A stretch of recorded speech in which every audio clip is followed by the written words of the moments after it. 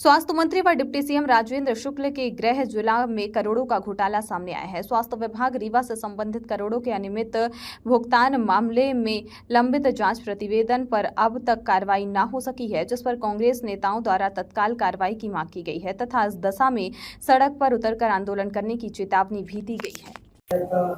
Dustbin और कई भारी अनियमितता को लेकर अभी कांग्रेसियों ने शिकायत की, क्या है? अब ये प्रकरण जो आप उल्लेख आपने किया है, ये पुराना प्रकरण है।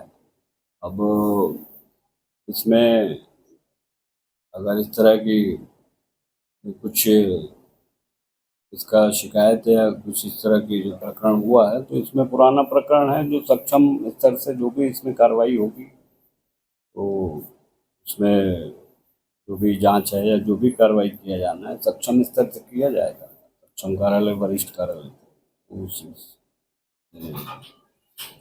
वो बाकी अभी की स्थिति में तो मैं इतना ही कह सकता हूँ।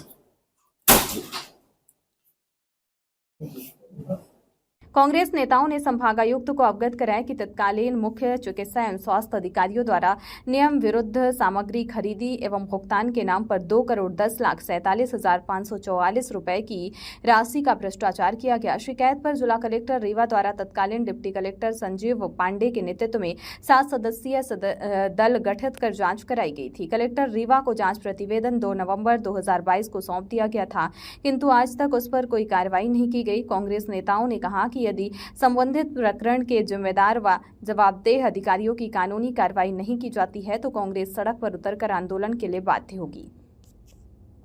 भ्रष्टाचार किया गया है। जो चीजें 130 में खरीदी थी उसको 1300 रुपए में खरीदा गया। अच्छा, ये विषय मेरे संज्ञान में अभी नहीं आया, लेकिन अगर किसी खरीदी प्रक्रिया में कोई त्रुटियां हुई हैं तो उसका हम लोग जांच करेंगे और जांच के बाद कड़ी कार्रवाई करेंगे।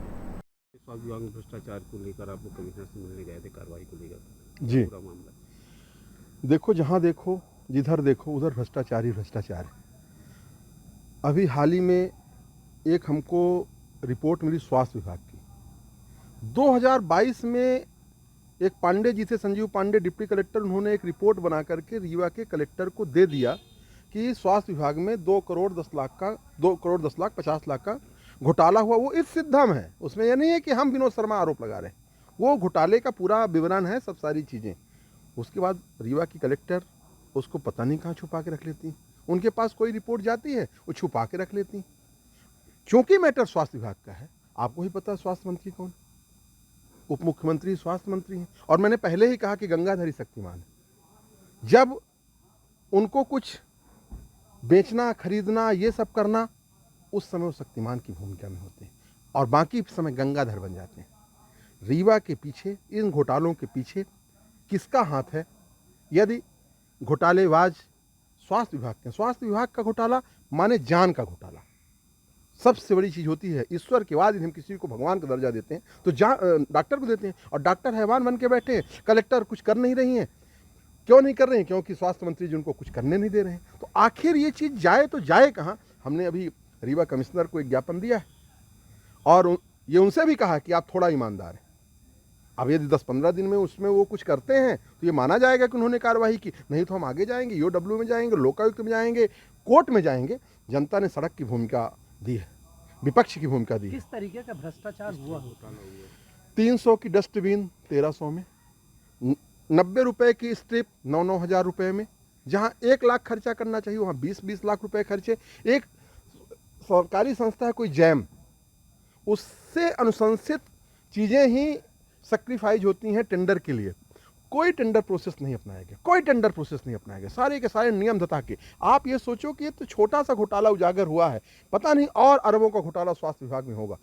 बहुत जल्द मैं आपको आयुष्मान घोटाला भी, रीवा का जो आयुष्मान घोटाला का खेल है वो भी लेकर के आऊँगा। पर अभी तो फिलहाल वहीं पे सुई अटकी है कि 2,10,00,000 का जो हमारे रीवा की जनता के खून पसीने की कमाई का घोटाला हुआ है, उसको रीवा के जो हमारे कमिश्नर हैं उस पर न्याय करें।